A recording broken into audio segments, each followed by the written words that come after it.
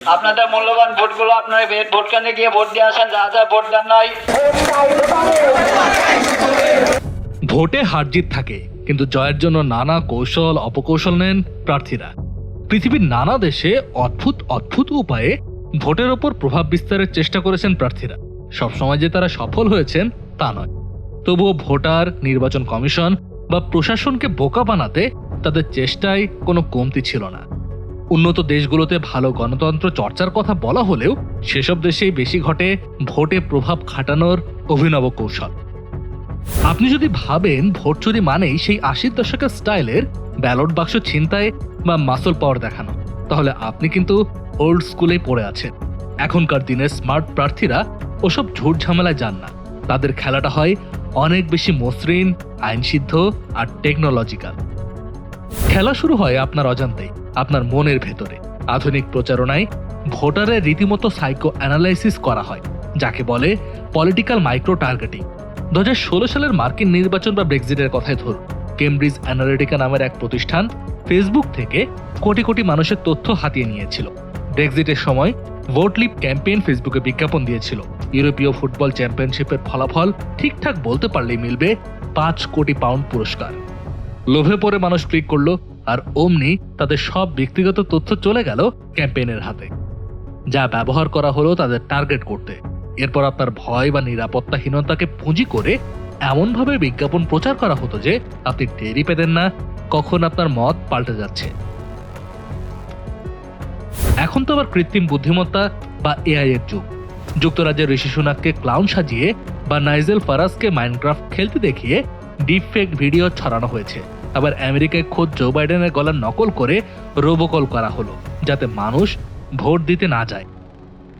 মানুষকে বিভ্রান্ত করার ফন্দি ফিকিরেও পশ্চিমা বিশ্বের প্রার্থীরা বেশ ক্রিয়েটিভ। যুক্তরাষ্ট্রের মেরিল্যান্ডে একবার রোবোকল করে আফ্রিকান আমেরিকানদের মিথ্যায় বলে দেওয়া হলো যে ডেমোক্র্যাটরা তো জিতেই গিয়েছে, আর ভোট দিয়ে কি হবে। আবার ক্যালিফোর্নিয়ায় চলে আর এক কারসাজি। ক্যান্সার বা শিশু নির্যাতনের মতো ইমোশনাল আর ভালো কাজের পিটিশনে সই নেওয়ার নাম করে ভোটারদের অজান্তেই রিপাবলিকান পার্টির খাতায় নাম লিখিয়ে নেওয়া হয়েছিল। এই ক্যালিফোর্নিয়াতেই 2020 সালে এক সিটি কাউন্সিল প্রার্থী ভোটের সময় ভোটারদের বিনামূল্যে ট্যাকো খাওয়ানো শুরু করেছিলেন। যদিও আদালত পরে বলেন যে একটা ট্যাকোর বিনিময়ে কেউ মত বদলায় না, তাই ওটা ঘুষ নয়। এ তো আধুনিক যুগ। 19 শতকের আমেরিকায় একটা উদ্ভট প্র্যাকটিস ছিল যার নাম কুপিং, যেখানে ভোটারদের টাকা দিয়ে বা মদ খাইয়ে আটকে রাখা হতো যাতে তারা ভোট কেন্দ্রে যেতেই না পারে। গুজব ছড়ানো তো তারা কম যায় না। কখনো রটানো হয় করোনার টিকা ছাড়া ভোট দেওয়া যাবে না, আবার কখনো বলা হয় 70 ভোট বাতিল হয়ে গিয়েছে। এমনকি ব্যালট বাক্সে নাকি ভ্যানিশিং কালি ব্যবহার করা হচ্ছে এমন ভয়ও দেখানো হয়। পোস্টাল বা মেইল ইন ব্যালট নিয়েও কম জল ঘোলা হয়নি। 2018 সালে নর্থ ক্যারোলাইনায় লেসলি ডাউলেস নামের এক ভদ্রলোক রীতিমতো ভোট হারভেস্টিং সিন্ডিকেট খুলে বসেছিলেন। তিনি লোকজন দিয়ে বাড়ি বাড়ি গিয়ে খোলা ব্যালট সংগ্রহ করাতেন এবং পরে নিজের পছন্দ মতো প্রার্থীর নাম পূরণ করে পোস্ট করে দিতেন। টেক্সাসে আবার আছে পলিটিকারাস নামের এক ধরনের দালাল চক্র। এরা বয়স্ক আর অসুস্থ ভোটারদের সাহায্যের ভান করে মূলত তাদের ব্যালট হাইজ্যাক করে ফেলে। মাঠের লড়াইয়ের আগেই মাঠটা নিজের মতো সাজিয়ে নেওয়ার নামই হলো জেরিম্যান্ডারিং। ব্যাপারটা অনেকটা নিজের সুবিধা মতো গোলপোস্ট সরানোর মতো। 2018 সালে পেনসিলভানিয়াতে সীমানা এমনভাবে আঁকা হয় যাতে ডেমোক্র্যাট ভোটাররা মাত্র 5 জেলায় বন্দী হয়ে পড়ে, আর বাকি 13 জেলায় তাদের ভোটের কোনো দামই থাকে না। এর সাথে ভোটার তালিকা নিয়ে কারিগরি আছে। ফ্লোরিডা সেই বিখ্যাত 2000 সালের নির্বাচনের কথা মনে আছে? সেখানে অপরাধী খোঁজার নামে এমন ভুলে ভরা তালিকা বানানো হলো যে 12,000 বৈধ ভোটারই বাদ পড়ে গেলেন। অথচ জর্জ বুশ জিতেছিলেন মাত্র 537 ভোটে। জর্জিয়া রাজ্যে ইগল এআই নামের এক সফটওয়্যার দিয়ে পুরনো ডেটা ঘেটে নির্বাচনের আগ মুহূর্তে হাজার হাজার ভোটারের বিরুদ্ধে চ্যালেঞ্জ ঠুকে দেওয়ার ঘটনা ঘটেছে। উদ্দেশ্য একটাই, প্রশাসনকে বেকায়দায় ফেলা। উন্নত বিশ্ব বলে যে সেখানে ভূত নেই তা কিন্তু নয়। ব্যালট বক্সে ঠিকই ভুতুরে কাণ্ড ঘটে। 1982 সালে খোদ আমেরিকার ইলিনয় অঙ্গরাজ্যের প্রাইমারি নির্বাচনে প্রায় 1 লাখ ভুয়া ব্যালট কাস্ট করা হয়েছিল, যেখানে মৃত বা প্রতিবন্ধী ভোটারদের নাম ব্যবহার করা হয়। পেনসিলভানিয়াতেও টাকার বিনিময়ে মেশিনে ভুয়া ভোট ঢোকানোর নজির আছে। ফার্স্ট ওয়ার্ল্ডের বাইরেও নির্বাচনেও সৃজনশীলতার অভাব নেই। মেক্সিকোর 1988 সালের নির্বাচনকে সেই বিবেচনায় আধুনিক মাস্টারপিস বলা চলে। ভোটের দিন সকালে দেখা গেল ব্যালট বাক্সগুলো আগে থেকেই ভোটে ঠাসা। স্থানীয়রা নাম দিল প্রেগনেন্সি অব ব্যালট বক্সেস। এখানেই শেষ না, যখন বিরোধী প্রার্থী এগিয়ে হঠাৎ জানা গেল কম্পিউটার নাকি ক্র্যাশ করেছে।